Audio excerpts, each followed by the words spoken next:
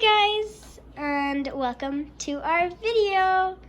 We are going to be making a coconut shrimp stew and With rice. yeah, with rice. And these are our ingredients. We need these shrimps. We need milk. We need what is this called again?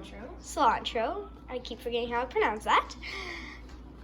Baby tomatoes, chopped up garlic, crushed chilies, coconut milk, lime juice, cayenne pepper, and hot sauce. All right. So we already have our rice done right over there. with some saffron and some salt and pepper. So Paige is gonna hold that there. Pan is getting hot. This is not my recipe. This is a recipe I actually got from a keto cookbook. I'm gonna add a little avocado oil. Even though we don't eat keto, we still like to eat low carb. So, and we both really like this recipe, so. And her meals are always so good. Oh, there we go. So got the oil, it's a hot pan. The garlic is going in. I like the sound of that Tomato is sizzle. trying to come. All right, get that garlic. It's fresh chopped garlic. It's a little cookie. Good to have napkin on hand. So you're just gonna saute the garlic. I'm gonna turn the heat down just a tad. And it's a really fast recipe. And what I love is that I use raw shrimp. So when we make our broth, the shrimp are gonna cook right in the broth. And they're gonna have so much more flavor than if you would buy pre-cooked shrimp. Let's get our garlic cooking there. Starting to already smell. Can you smell that?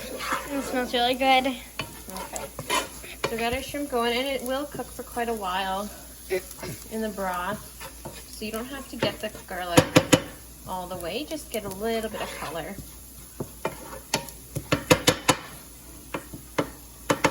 So I'm guessing we'll put chopped tomatoes next. we're also actually going to add, we're going to add cilantro. So cilantro, I know, is something that not everyone loves. You can substitute it for basil, for parsley, if you prefer. You can hear it snapping. And we're going to add just a sprinkle of crushed chili. This will bring quite a bit of heat. And again, there's no measurements when I cook, so that is about a pinch. And just toast those chilies off. I'm pretty sure those chilies are from like when my daughter was in preschool, and it was a mom's pantry order, so severely old. But can you smell the heat? Yes. Smell the spice? Yeah. So Smells like good. getting color there, yeah, and you can see the garlic is actually now combining with the other ingredients and toasting. So we're gonna add the tomato now. Tomato is actually really important. The acidity of it really adds to the dish. And it goes quite quick. So there we go. Get everything incorporated. If Paige wants to zoom in on this or just look at this rice that I had made. Sure. So it's just rice that I cooked with some butter and salt, and I added some saffron. And you can see the saffron wilting into the rice, and I love that. So let that sit and keep warm.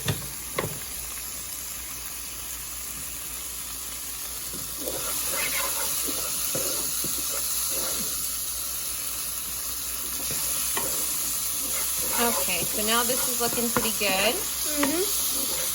The next thing we are going to add is Coconut milk. all right. So coconut milk is awesome because it naturally separates. As you can see here, the fat is on the top, the cream is on the top, sorry, and the milk is on the bottom. And you want to dump this whole can in there, and it's going to just create like a beautiful silky texture.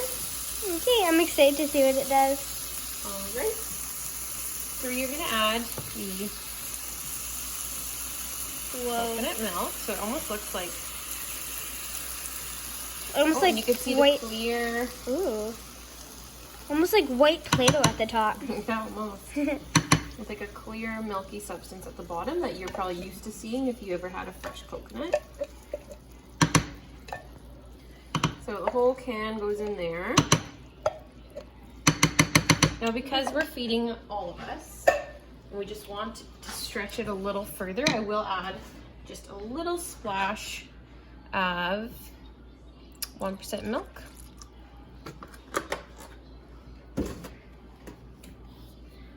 So the coconut milk, and then we're gonna just add, so I have the cayenne pepper, or I have the rooster sauce or the chili sauce.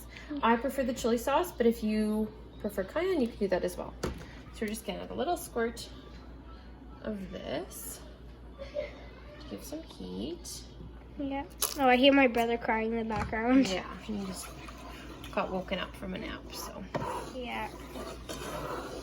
Okay, so you can see the little bit of change in color. It's getting a little bit pinky in color. Go over top, you see that? Yeah, it looks really nice. So we are gonna let that simmer for 5 minutes, and then we're gonna add our shrimp. So we're gonna pause right here, and we will be right back when we add our shrimp. Okay guys, we're back. And we did add some salt and pepper before we let it simmer, right? Yes, we did. We did add some salt and pepper. So that's going. Let's hold that still here, Paige. Yeah, sorry. Okay. So now we're gonna add our shrimp.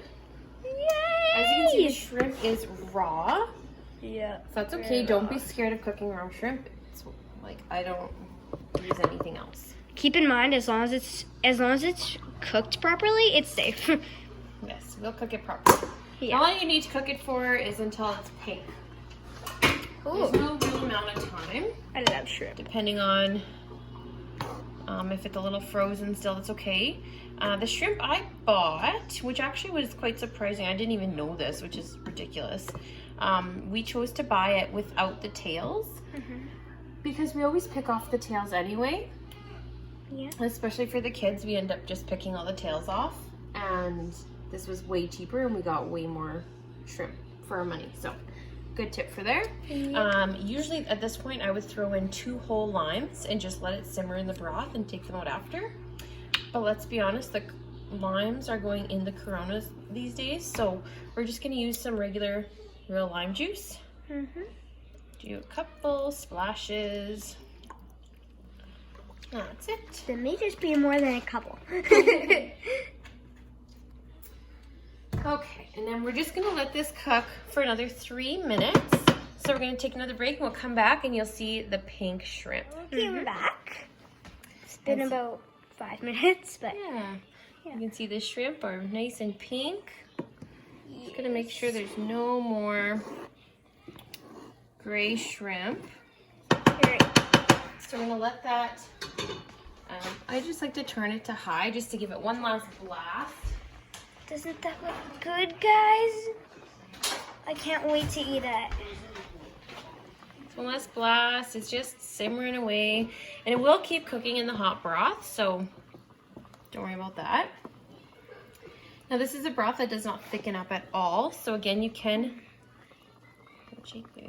Yeah. you can serve it over rice, or you can just eat it as a soup and put the rice on the side, or you can dip like a crusty piece of bread in here. Would be really yummy as well. I'd like to try that. Okay, so we're gonna turn the heat off. And we are going to serve this. I'm just gonna move you right here. Okay. Okay, so heat is off. From there? A few last pieces of garlic that didn't make it in there. That'll be a good surprise Yeah. for someone. Yeah. Okay. I'll stand a bit back I'm here. going to scoop this into a bowl. And again, if you don't like cilantro, you can use Basil basil or fresh parsley. It has to be fresh. That is the most important part. I'm just gonna get some of that really nice broth. I have a question for you. Sure. Why does it have to be fresh? So it just, adds that element of texture. For dried herbs are often ground down quite fine, and it takes a little while to kind of wake up the flavor. If you are cooking something and you want your herb to be a main showcase and a main flavor in your dish, you want to use fresh, because that is exactly the most flavor you're gonna get. So you can see the shrimp stew there. It's very pretty. And what you're gonna do is you're just gonna top it with a little bit of more fresh herbs, and we're gonna put a little bit of rice beside, and then we're done. Ta-da! All done. Okay, goodbye guys, and thank you for watching our channel. Goodbye. Say bye, Mama. Bye.